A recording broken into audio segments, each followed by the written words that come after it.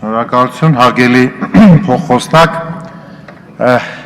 ես երևի տարի չի եղել, որ վերահսկիչ պալատի հաշվետվությամբ հետ կապված ելույթ չունենամ եւ ուղղակի ուզում էի հասկանալ, որ երբ որ ելույթներ ենք ունենում, դա ինչ որ հետևանքներ ունենում է, պարոն Զաքարյան, թե չէ։ Դուք ունեք ձեր ծրագիրը, ձեր մոտեցումները, ձեր ոճը, ես ուզում քիչ հեռվից գամ, եթե չեմ սխալվում, վերահսկիչ պալատը ստեղծվել է 1996 թվականին։ Դա 95 թվականի սահմանադրությունից բխող կառույց էր եւ մենք ունեցել ենք 20 տարվա ընթացքում 3 վերահսկիչ պալատի նախագահ։ Բնականաբար դուք ամենաերկարն եք աշխատում, մոտավորապես 10 տարի, մյուս երկուսը աշխատել են նախորդում մոտավորապես 5 տարի, դա նշանակում է, որ որոշակի կայունություն կա։ Եվ ես հետևում եմ նաև խորհրդի անդամների կազմին, այստեղ էլ կայունություն կա։ Նույն մարդիկ անընդհատ գրում եք նախագահի հրամանագրով, ուրեմն նշանակվում են, մենք չենք էլ իմանում, թե այդ խորհրդի անդամների գործունեության արդյունավետությունն է, չեմ ուզում գնահատականներ տամ անձնավորված, բայց այնուամենայնիվ կյանքը շատ արագ փոխվում է մեր հանրապետությունում։ Վերահսկիչ պալատը արդյոք համարժեք արձագանքում է այդ փոփոխություններին, ընդհանուր առմամբ։ Ես երեք նշեցի, որ դուք ստուգում եք պետական կառավարման մարմինների գործունեությունը, կարևոր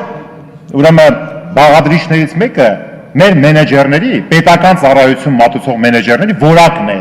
Կա այդ որակը, համապատասխանում է, թե չէ։ Նրանք պիտի վերապատրաստվեն, թե չէ։ Թե մի անգամ նրանք ուրեմն նստում են այդ պաշտոնին ու տես պիտի գնան ընթացքում վերապատրաստվեն, չվերապատրաստվեն, որովհետև դրանք քաղաքական պաշտոններ չեն։ Ըստ իս դա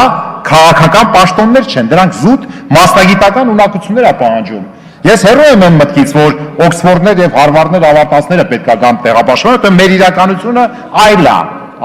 սեղ պետք է այդ երկուսի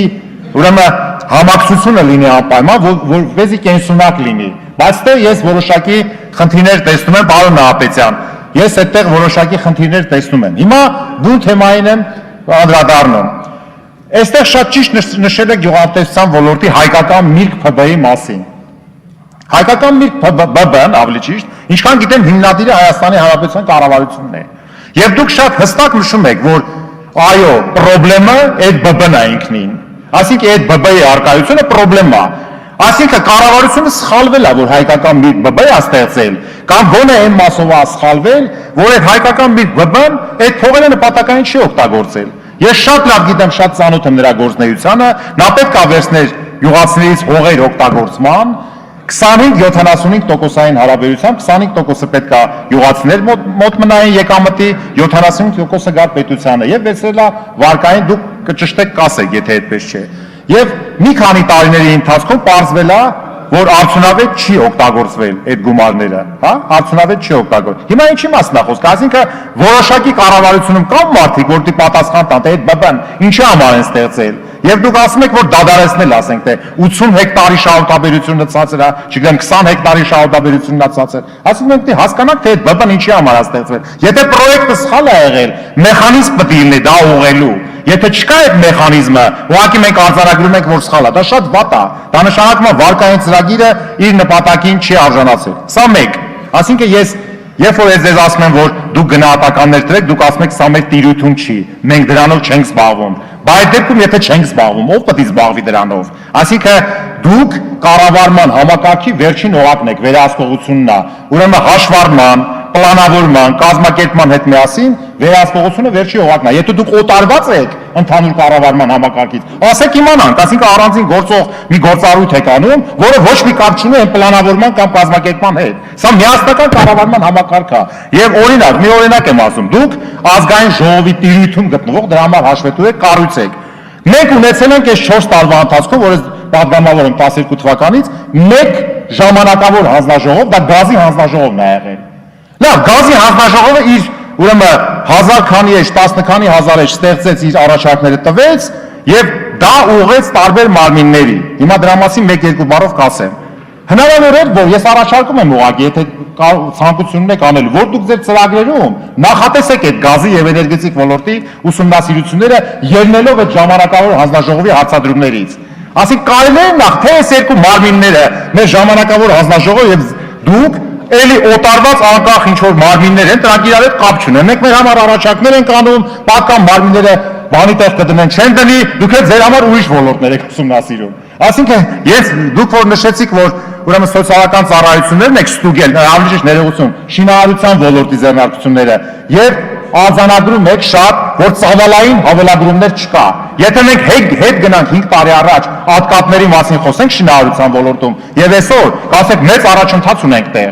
հա, այս ոլորտում ծավալային հավելագրում չկա, այսինքն այն ստանդարտ մտայնությունը, որ նախարարը նստած է այդ կառավարման համակարգի վերևում, ինքը ինչ որ բաներից պետք է օգտվի, կան տենդերներ եւ հանկարծ այդ օգտվելու բանը չկա։ Դա ձեր նաեւ շնորհիվ այդ մտայնությունը վերացել է։ Կարող է կան ավելի ճկուն խորամանկ մոտեցումներ եւ գործիքներ, որ հիմա անում են մենք գլխի չենք, կամ դուք գլխի չեք։ Դրա համար եմ ասում եք ձեր խորհրդի անդամների, վարչության պետերը, կան այդպիսի բաներ, ավելի կատարելագործված։ Մենք կարողանում ենք համարժեք այսօր արձանագրենք այդ փաստը։ Չէ՞ որ նրանք էլ են զարգանում, չէ՞։ Այդ բացահայտ ռաբիզ այդ ատկապների մեխանիզմը, որ փաստաթղթեր ստեղծեն, դուք գիտեք որ փաստաթղթեր վաճառողներ էլ կան։ Ստեղծում են փաստաթղթեր, դնում են տեղը։ Դուք գնում եք ստուգում եք իրականությունը, բարձում է որ փաստաթղթի շեղումը շատ է։ Եթե շեղումը քիչ է, ասում եք ոչինչ, կարելի է ուղղել։ Եթե շատ է, հայտարարում ենք, ասում եք այս հայտարարություն է եղել։ Այսինքն, եթե հիմա դա ուղղվել է, փաստաթղթերում արձանագրածը, ինչ որ չափով համապատասխանում է իրականությանը, ինչ նրբություններ կան, խնդիրներ կան, որ մենք այսօր հայտարարել ենք, որ կոռուպցիայի դեմ պայքարում ենք եւ մենաշնորհների դեմ պայքարում ենք։ Հիմա գամ այդ կոռուպցիային եւ մենաշնորհի։ Դուք չեք գտնում, որ նաեւ ձեր խնդիրներից մեկն է դա, որ երբ որ տասնյակ տարիներ շարունակ տվյալ շուկայում գործում է 1, 2, 3 սուբյեկտ, բայց այդ շուկաները շատ շահութաբեր շուկաներ են։ Եվ հանկարծ 4-րդը, 5-րդը, 6-րդը չի գալի այդ շուկա։ Օրենքով արգելված բան չկա, բայց կառավարությունը կամ դուք կամ մենք պետք է գնահատական տանք, թե արգել կա այդ շուկա մտնելու համար, թե չկա։ Կարող է կա, մենք չգիտենք դրա մասին։ Ուժեր կան, ես կարծում եմ այդ ուժերը տնտեսական չեն, քաղաքականի մոտ ուժեր է, որ մարդուն արգելեն, մարդկանց արգելեն, որ դու գործ չունես այս շահութաբեր ոլորտ մտնես, այլապես դու այլ խնդիրներ կունենաս։ Եթե մենք կարողանանք սա մատչելի նկարագրենք, եւ խթանենք, որ այդտեղ 4-րդ, 5-րդ, 6-րդը մտնեն այդ շուկա, մենք կունենանք մրցակցային եւ զարգացող տնտեսություն։ Եթե լռենք դրա մասին, ասենք որ մենք մեր պետության մեջ կայացած մարդիկ ենք, որ ստեղ պետք է իմանանք ինչ ասենք, ինչ չասենք, դինամիկ, հանգիստ, ստանդարտ գնա, այդպես բան չի ստացվելու։ Շատ փոքր որակի նուրբ, շատ փոքր մենք բեկումնային բաներ չենք կա։ Դրա համար էդ էլ է քաղաքական որոշում։ Մենք ուզում ենք, որ մեր պետության մեջ արմատական փոփոխություններ լինի, այսպես ասած համակարգային, թե մենք ուզում ենք կոսմետիկ ինչ-որ բաներ ուղղենք, դիզայնը արտաքին ավելի հաճելի դարձնենք, ավելի ժողովրդավարական դարձնենք, ավելի լիբերալ դարձնենք, բայց մեջի բովանդակությունը ռաբիս հետամնաց երևույթները մնան։ Եվ մենք ասենք, որ մենք շատ ուժեղ, այս երկիրի ճանաչող մարդիկ ենք, սխալվելու իրավունք չունենք։ Այսինքն հավատանք այդ հայտարարություններին։ Եվ դրա համար ես անցյալ օրը ասել էի դրա համար, որ հանկարծ ասում է կառավարությունը, որ մենք կամք ունենք անելու, կամքը բավարար չի, կամքի մասին հայտարարում են, բայց կամքը իրացնելու պայման պետք է լինի։ Եվ ամփոփելով խոսքս ես ուղղակի համարեք, որ պաշտոնական առաջարկ եմ անում, որտեղ ինքս եղել եմ այդ գազի հանձնաժողովի նախագահի տեղակալը, որ ձեր ապագա ծրագրերում նախատեսեք գազային ոլորտի